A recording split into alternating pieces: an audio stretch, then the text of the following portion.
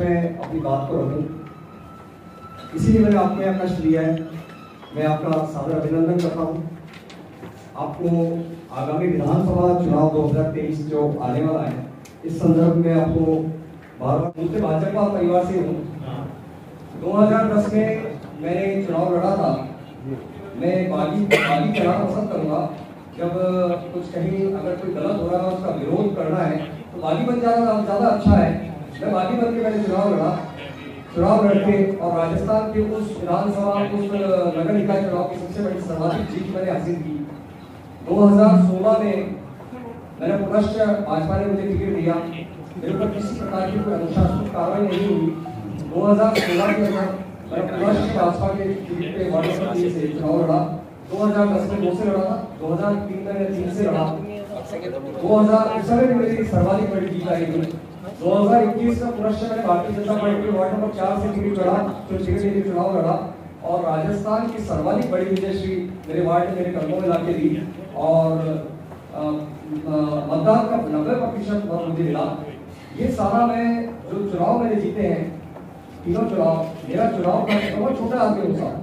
मैं दूध बेचता हूँ, मैं पहले भी दूध बेचता था, पशुपालन मेरा काम है, आज भी दूध बेचता हूँ। अभी पिछले 5-7 दिन से मैं बाहर था या कुछ था, लेकिन मेरे दूध बेचता हूँ। अभी भी अगर आप फोन करेंगे तो मेरा छोटा भाई है कोटला में, महावीर कॉलोनी में, दोनों भाई साइकिल पे दूध देते हुए मिल जाएंगे। मैं अभी भी नियमित सुबह दूध देने जाता हूँ। आगामी ठीक है, विधायक बनने के बाद हो सकता है कोई व्यवस्था आ जाए, लेकिन कोशिश करूंगा कि मैं 2 घर में दूध दूं, ताकि मुझे मेरा जो मूल स्वरूप है, मैं दूध वाला हूँ। जब 2 घरों के बाद मैं जाके आवाज लगाता हूँ कि भाई साहब दूध वाला आ गया, दूध ले लो, तो मेरे को अपनी हैसियत ध्यान रहती है कि मैं विधायक पार्षद और ये सब 5 साल के हैं। 5 साल बाद इनका कार्यकाल खत्म होता है, वापस से जन्म लेना पड़ता है। मैं दूध वाला हूँ, मूल मैं दूध वाला ही रहूंगा और विशुद्ध रूप से अपनी मेहनत की कमाई करता हूँ। नगर निगम के अंदर मैंने सिर्फ सिस्टम से लड़ने का कभी प्रयास नहीं किया। सारे साथी पार्षदों ने मुझे बहुत कोऑपरेट किया। नगर निगम के अंदर मेरा वार्ड बिल्कुल भ्रष्टाचार मुक्त है। मैंने नगर निगम में कभी भ्रष्टाचार नहीं देखा। नगर निगम का कोई अधिकारी कर्मचारी ने कभी मेरे से किसी प्रकार की अनुचित मांग नहीं की। जो भी काम लेके गया, मेरा वार्ड गवाह है। मेरे वार्ड के अंदर सफाई कर्मचारी गवाह है। 2010 से लेके आज तक सैकड़ों ठेकेदारों ने मेरे वार्ड में काम किया है। आप शहर की तीसरी आंख हैं, हर तीसरा व्यक्ति आपसे परिचय के संपर्क में है। कहीं किसी प्रकार का कहीं कोई गलत आरोप नहीं लग सकता है। ये मैंने काम करने का प्रयास किया है। कोविड काल आया। कोविड काल में जहां लोग डर रहे थे, हमारी टीम ने, मेरे पास एक बहुत बड़ी साथियों की टीम है, हमारी टीम ने एक आइसोलेशन सेंटर खोल दिया, जिसके अंदर हमने वेंटिलेटर तक लगा दिया। हमने प्राइवेट स्तर पर व्यवस्था की और किसी प्रकार का नगद 1 करोड़ का काम, हमारे 1 करोड़ से रुपए से अधिक हमारे साथियों ने काम किए। जब हमारे साथी लोग वृक्षारोपण के क्षेत्र में उतरे तो हमारे साथियों ने 6000 पेड़ निकाले। ये चीजें सारी मेरे पास में प्रमाणित है। जब बात आई जल संरक्षण की, तो जल संरक्षण के ऊपर हमारी टीम ने 8 कुओं की सफाई की है, 2 बाउंड्री की खुदाई करके उनका वापस सही किया। गौ सेवा की बात आई तो लॉकडाउन में जब सारा शहर के देख रहा था कि हम क्या करें, चिकित्सकों के पास में साधन नहीं थे, तो सबसे पहले हमारी टीम आगे आई और उन्होंने कम से कम 24 से 25 लाख रुपए के काम किए। जब आज मैं भी उसकी सोचता हूँ, कल्पना करता हूँ कि 2500 किलो गेहूं की लापसी बनाकर और अजमेर और पुष्कर के आसपास के क्षेत्र और अजमेर, संपूर्ण अजमेर जिले में हमारी टीम ने खिलाया। जो आप लड्डू और ये बात कर रहे थे कि इसका अजवाइन के लड्डू और ये जो मिला के आयुर्वेदिक जो काढ़ा था, ये हमारी टीम का और हमारे वैद्यों का इजाद था और हमारी कम से कम 10 से 15 गौ सेवकों की टीम आज भी हमारे पास लगी है। सैकड़ों आपात के अंदर फंसे पशु कुओं में गिरे, खड्डों में गिरे, ये सारे मेरे पास प्रमाणिक रिपोर्ट है कि हमारी टीम ने निकाले। आज भी हमारी टीम के अच्छे कार्यकर्ता है जिनको रात को 12 बजे एक टीम का कार्यकर्ता 10,000 रुपये महीने की किसी दुकान में मजदूरी करता है और उसको अगर वो कपड़े समझता हुआ सेठ जी के पास फोन आ जाता है कि फला जगह लगाइए, तो कपड़ा छोड़ के वो चला जाता है। ऐसे हमारे पास में प्रमाणिक और तत्पर कार्यकर्ता है। ऐसी गौ सेवा टीम हमारे पास में है। आपने पार्टी में दावेदारी की थी क्या? मैंने अपनी भारतीय जनता पार्टी में पूरी तरह से दावेदारी की थी। पार्टी के अंदर जिला अध्यक्ष जी को नामांकन मैंने अपना आवेदन किया था, प्रदेश अध्यक्ष जी को, राष्ट्रीय अध्यक्ष जी को मेल किया था, पार्टी कार्यालय से मेल माध्यम और एक फॉर्म भरना था और ऑनलाइन वो भी मैंने भरा था। लेकिन ठीक है, मुझे पार्टी ने उचित नहीं समझा, लेकिन मेरा शहर मुझे उचित समझ रहा है, मेरा शहर मेरी मांग कर रहा है, मुझे बार बार कह रहे हैं। मैं किसी बहकावे में नहीं हूँ, मैं किसी छलावे में नहीं हूँ, किसी का टूल नहीं बन रहा हूँ। देवनानी जी जिनको भी टिकट मिला वो स्थानीय निवासी है क्या अजमेर के?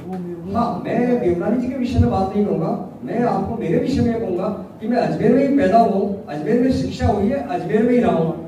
जिनको टिकट दिया है बीजेपी ने, चाहे वो कोई भी हो, वो बाहर के हैं या स्थानीय है? देवनानी जी का जन्म तो मुझे नहीं पता है।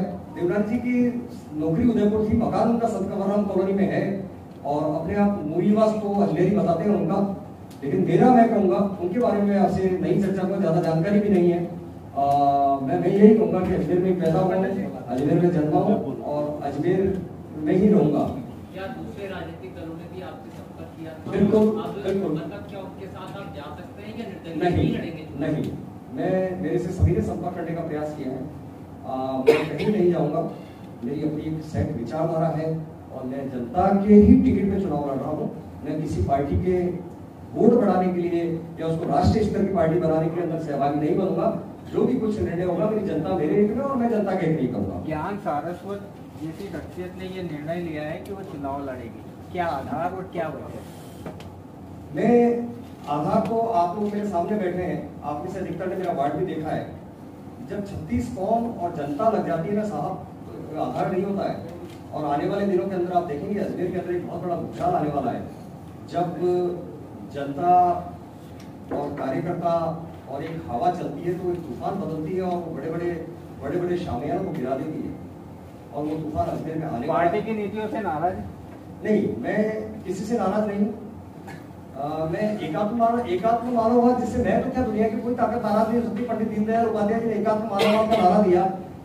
माननीय नरेंद्र भाई मोदी जी अपनी योजनाएं चलाते हैं, उनकी योजनाएं जमीन तक नहीं पहुंचती है। अशोक गहलोत जी अच्छी योजनाएं पहुंचाते हैं, वो अजमेर तक नहीं पहुंचती है। तो मैं जो पंडित दीनदयाल जी का, उपाध्याय जी का एकात्मवाद का जो नारा है, मत है, नरेंद्र भाई मोदी जी की योजनाएं हैं, उन योजनाओं को जन जन तक पहुंचाने के लिए और ये आया हूँ और आप लोगों के सम्मुख उपस्थित हूँ। जैसे आपने ये स्टेप उठाया चुनाव लड़ने का, आपको ये भी पता होगा कि पार्टी कुछ कार्रवाई भी कर सकती है, जो भी अपने पार्टी कार्रवाई क्या करेगी साहब? पार्टी को मैं नामांकन भरने के पहले इस्तीफा दूंगा ना। पार्टी कार्रवाई जब करती है जब मैं भारतीय जनता पार्टी का सदस्य रहता हूँ। मैं नामांकन भरने से पहले इस्तीफा दे दूंगा, तो इस्तीफा देने के बाद तो कार्रवाई में क्या, और मैं तैयार हूँ, मेरे ऊपर कोई किसी कार्रवाई का डर नहीं है। जनता मेरे साथ है और मैं इस्तीफा पहले ही दे दूंगा।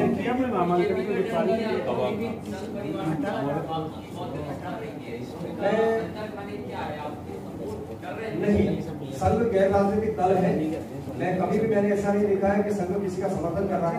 मैं भी भाजपा में और संघ में बहुत काम किया है, लेकिन अभी मेरे पास कोई भी किसी प्रकार का कोई मेरे से संपर्क किसी ने नहीं किया है। न कोई दबाव है और नहीं दबाव। ज्ञान जी, 2018 में जब यही विधानसभा चुनाव हुए थे, तब भी आपके चुनाव लड़ने की बड़ी जबरदस्त चर्चा हुई थी कि आप एक बार वापस चुनाव लड़ रहे हैं। कहीं ना कहीं ये बात सामने आ भी रही थी, लेकिन बाद में मैनेज हुआ और पार्टी के स्तर पर आपको बिठा दिया गया।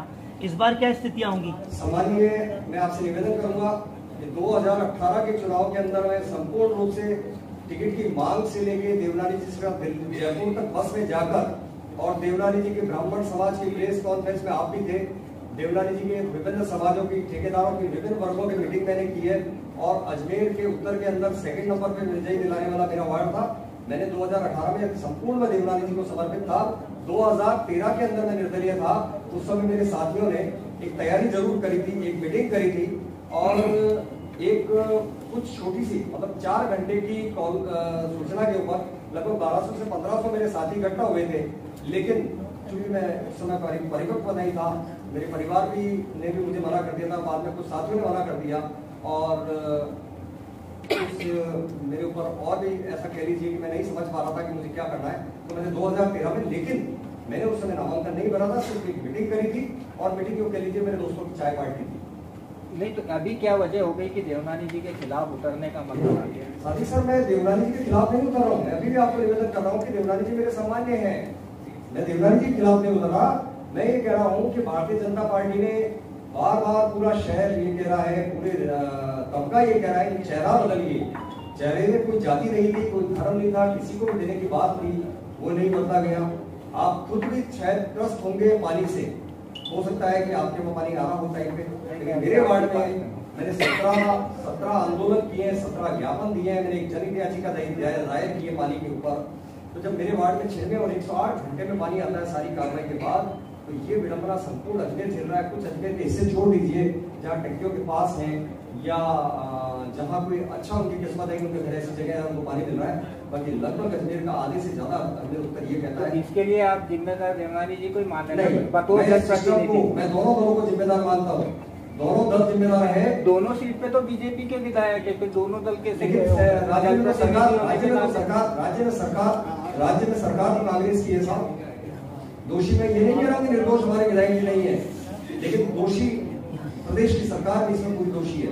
ज्ञान जी, आपने कहा कि आप देवनानी जी के बिल्कुल खिलाफ नहीं है, अभी आपने कहा कि देवनानी जी के बिल्कुल खिलाफ नहीं है, तो पार्टी के अधिकृत प्रत्याशी के खिलाफ आप बागी बनकर चुनाव मैदान में उतर रहे हैं, तो आप विरोध किसका कर रहे हैं?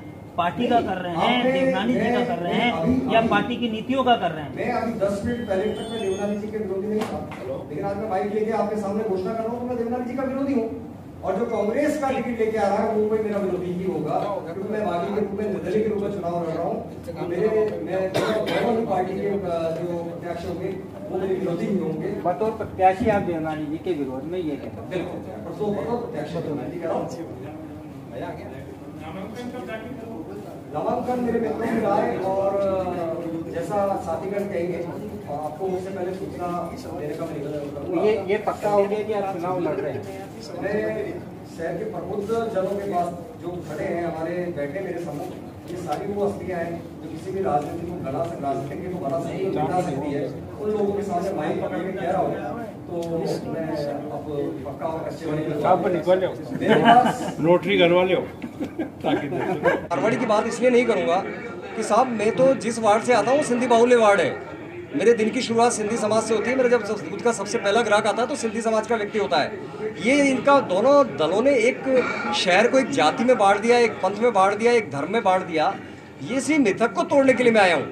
क्या सिंधी, क्या मारवाड़ी, क्या आज अरे साहब अजमेर में रह रहे हैं, अजमेर की मिट्टी का में सिंधी रह रहा है, अजमेर में मारवाड़ी रह रहा है, सब अजमेर में रह रहे हैं। क्या सिंधी क्या मारवाड़ी, ये इन लोगों ने एक भ्रम फैला रखा है और वो भ्रम और वो मायाजाल तोड़ने के लिए मैं अजमेर में आया हूँ। तो आप किसी भी दबाव में नहीं बैठेंगे या बैठ जाएंगे? दिलीप जी, दबाव मेरे पास 2010 में भी पार्षद का आया था। आपको ध्यान होना चाहिए कि 2010 का चुनाव भी विधानसभा की तरह मेरा चुनाव था। वो नामांकन मेरे मित्रों की सलाह से मैं आज अचानक से मुझे 1 घंटा पहले 2 घंटा पहले मुझे कहा गया कि आपको प्रेस कॉन्फ्रेंस करनी है और मैंने किया, नामांकन की आप तक सूचना पहुंचा दी जाएगी। मतलब उम्मीद करें इस बार आप नामांकन भर के मैं ज्ञान सारस्वत एक उचित पात्र व्यक्ति है, तो आप सबसे भी मैं अपेक्षा करता हूं कि मुझे विजयी बनवाकर, क्योंकि मैं जानता हूं कि आपके बिना, आप जो ये सामने खड़े ना, इनके बिना कोई विधानसभा नहीं पहुंच सकता है, संसद में नहीं पहुंच सकता, कोई नगर निगम में नहीं पहुंच सकता है। तो आप निश्चिंत रहें, मैं नामांकन भर रहा हूँ, नामांकन भरूंगा और आपसे ये निवेदन करूंगा और अपेक्षा भी करूंगा कि आप सबका सामर्थ्य मेरे साथ में रहे और मेरे कंधे पे आपका हाथ रहे। और जब अजमेर की मीडिया का और अजमेर की जनता का मेरे कंधों पे हाथ होगा या मेरे पीछे खड़ी होगी, तो मैं आपको, और मैं आगे भी भविष्य में कह रहा हूँ कि ज्ञान सारस्वत आपको कभी लज्जित नहीं होने देगा। मेरे वार्ड की जनता को कोई व्यक्ति ये नहीं कहता है जाके कि आपका पार्षद निकम्मा, आपका पार्षद चोर है। और आगे भी मैं आपको ये आश्वस्त करता हूँ कि मेरे अजमेर की जनता को और आपको कोई ये नहीं कहेगा कि आपका विधायक निकम्मा है या अकर्मण्य है। ठीक है।